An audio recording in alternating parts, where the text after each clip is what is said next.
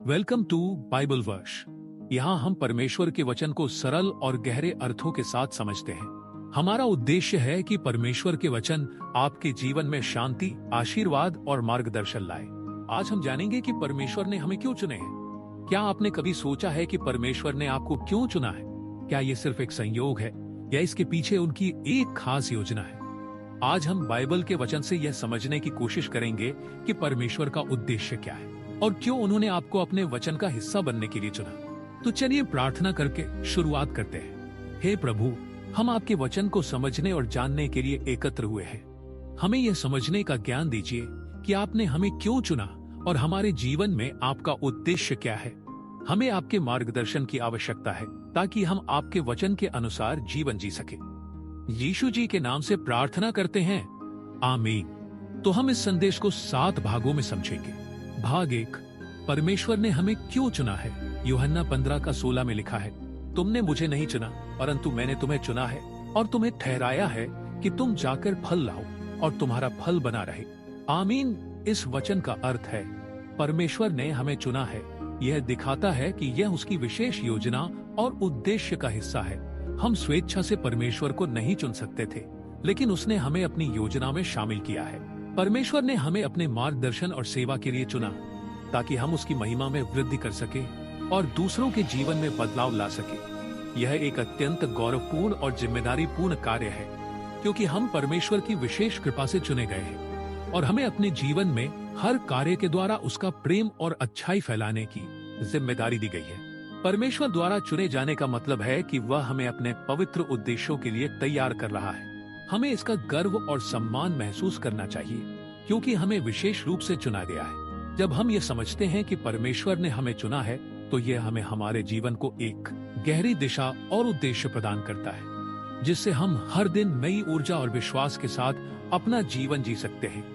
भाग 2, परमेश्वर की योजना में हमारा स्थान है। यिर्मयाह 29:11 में लिखा है, क्योंकि मैं तुम्हारे लिए अपनी योजनाएं जानता हूँ, वे कल्याणकारी है, हानिकारक नहीं। वे तुम्हें भविष्य और आशा देने के लिए है। आमीन।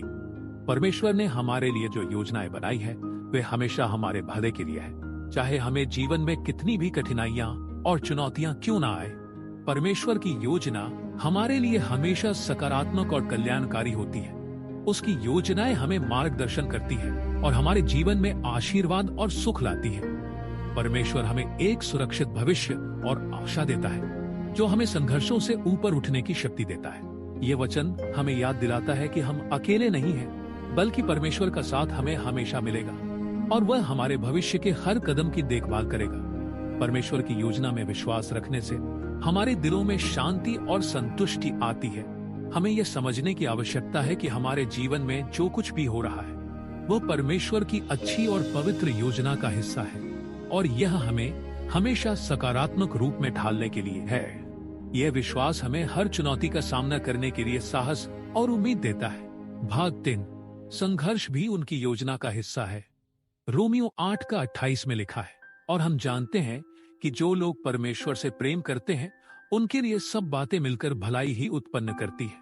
आमीन। जीवन के संघर्षों और परेशानियों का सामना करते समय हमें यह समझने की आवश्यकता है कि यह सभी चीजें परमेश्वर के उद्देश्य के अनुसार हमारे भले के लिए हो रही है। परमेश्वर हमें हर परिस्थिति में कुछ सिखाना चाहता है और हर कठिनाई हमारे चरित्र को मजबूत करती है।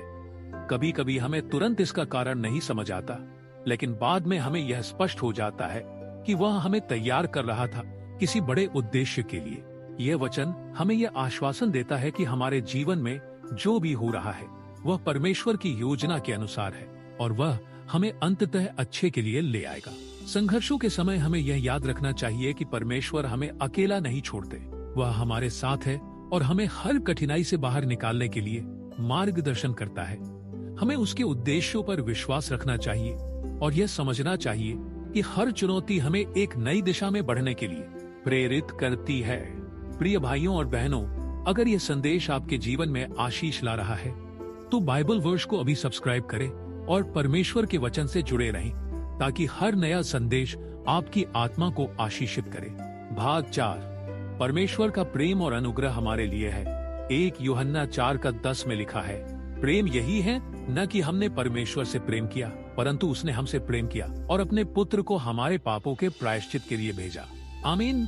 परमेश्वर का प्रेम बिना शर्त के है। यह प्रेम न केवल हमारे अच्छे समय में बल्कि हमारे कठिन समय में भी हमारे साथ है। वह हमें अपने पुत्र यीशु मसीह के माध्यम से पापों से मुक्ति और जीवन का आशीर्वाद देता है। परमेश्वर ने हमें न केवल अपने प्रेम में समाहित किया है बल्कि उसने हमें अपने उद्धार के लिए भी चुना है। इस प्रेम का कोई माप नहीं है और यह कभी भी कम नहीं होता। परमेश्वर का प्रेम हमेशा हमारे साथ है, चाहे हम किसी भी परिस्थिति में हो, और वह हमें कभी अकेला नहीं छोड़ता। जब हम जीवन के कठिन समय में होते हैं तब परमेश्वर का प्रेम हमें बल और सांत्वना प्रदान करता है। यह प्रेम हमें यह विश्वास दिलाता है कि हम कभी भी अकेले नहीं हैं और परमेश्वर का अनुग्रह हमेशा हमारे साथ है। इस प्रेम को महसूस करना हमें अपने जीवन को और भी प्रेमपूर्ण तरीके से जीने के लिए प्रेरित करता है। भाग 5। परमेश्वर ने हमें अपनी सेवकाई के लिए चुना है। इफिसियों 2:10 में लिखा है, हम परमेश्वर का कृति हैं जो मसीह यीशु में अच्छे कामों के लिए बनाए गए हैं, जिनके लिए परमेश्वर ने हमें पहले से तैयार किया है। आमीन। परमेश्वर ने हमें अपने उद्देश्य के लिए चुना है। हमारा उद्देश्य केवल स्वयं के लिए जीना नहीं है बल्कि दूसरों की सेवा करना और परमेश्वर के प्रेम को फैलाना है। परमेश्वर ने हमें अच्छे कामों के लिए तैयार किया है और जब हम दूसरों की सेवा करते हैं तो हम उसकी महिमा को बढ़ाते हैं। यह वचन हमें याद दिलाता है कि हम केवल अपने लिए नहीं जीते बल्कि हमें परमेश्वर के उद्देश्य के अनुसार दूसरों के लिए जीने का निमंत्रण दिया गया है। जब हम परमेश्वर की योजना के अनुसार दूसरों की सेवा करते हैं तो हम महसूस करते हैं कि हमारे जीवन का उद्देश्य पूरा हो रहा है। दूसरों की मदद करने से हमें एक गहरी संतुष्टि मिलती है और यह हमें हमारे जीवन का सही मार्ग दिखाता है। भाग 6। परमेश्वर ने हमें अपनी शक्ति और साहस दिया है। 2 तीमुथियुस 1:7 में लिखा है, क्योंकि परमेश्वर ने हमें डर का नहीं परंतु सामर्थ्य, प्रेम और संयम का आत्मा दिया है। आमीन। परमेश्वर ने हमें न केवल आत्मविश्वास और साहस दिया है बल्कि हमें प्रेम और संयम भी प्रदान किया है ताकि हम जीवन की किसी भी चुनौती का सामना कर सके। जब हम परमेश्वर के उद्देश्य के अनुसार चलते हैं तो वह हमें मानसिक और शारीरिक रूप से मजबूत बनाता है। इसका मतलब यह नहीं है कि हमें डर नहीं लगता, बल्कि इसका मतलब यह है कि हम परमेश्वर की शक्ति से हर डर को पार कर सकते हैं। यह वचन हमें यह यकीन दिलाता है कि हम कभी भी डर के प्रभाव में नहीं आ सकते, क्योंकि परमेश्वर की शक्ति हमारे साथ है। जब हम जीवन में किसी भी चुनौती का सामना करते हैं तो परमेश्वर की शक्ति और साहस हमें डर और संकोच से मुक्त करता है। हमें यह समझने की जरूरत है कि परमेश्वर हमारे साथ है और वह हमें कभी भी अकेला नहीं छोड़ता।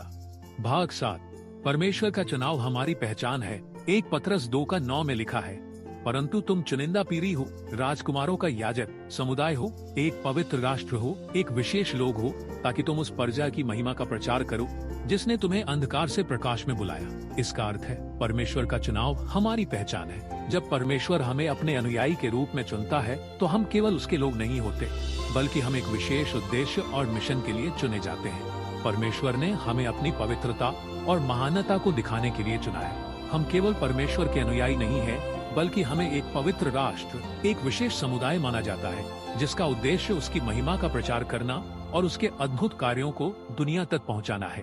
परमेश्वर ने हमें अपनी विशेष पहचान दी है और हमें उसी पहचान के अनुसार जीने का उद्देश्य दिया है।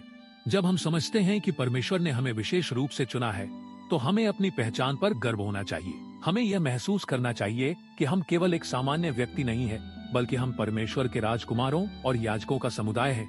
यह पहचान हमें आत्मविश्वास देती है और हमारे जीवन के प्रत्येक कदम में हमें एक पवित्र उद्देश्य का एहसास कराती है।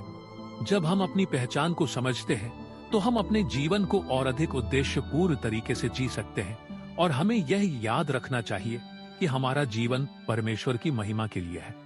आमीन। आज हमने ये समझा कि परमेश्वर ने हमें क्यों चुना। यह चुनाव हमारे जीवन का सबसे बड़ा आशीर्वाद है। वह हमें अपने कार्यों के लिए तैयार करता है और हमसे यह चाहता है कि हम उसकी महिमा में वृद्धि करें। अब चलिए हम समापन प्रार्थना करते हैं। हे परमेश्वर, हम आपके द्वारा चुने जाने के लिए आपका धन्यवाद करते हैं। कृपया हमें यह समझने का ज्ञान दीजिए कि आपने हमें किस उद्देश्य के लिए चुना है। हमें आपके वचनों पर विश्वास रखने की शक्ति दीजिए और हम आपके मार्गदर्शन का पालन करें। यीशु के नाम से प्रार्थना करते हैं, आमीन। क्या आपको यह संदेश आपको प्रेरणादायक लगा? क्या आपने कभी महसूस किया है कि परमेश्वर ने आपको किसी खास उद्देश्य के लिए चुना है? अपने विचार कमेंट में जरूर बताएं ताकि हर कोई आपका मैसेज पढ़ के आशीषित हुए। और वीडियो पसंद आया हो तो इसे लाइक करें, अपने दोस्तों और परिवार के साथ शेयर करें और बाइबल वर्स चैनल को सब्सक्राइब करना न भूलें। धन्यवाद।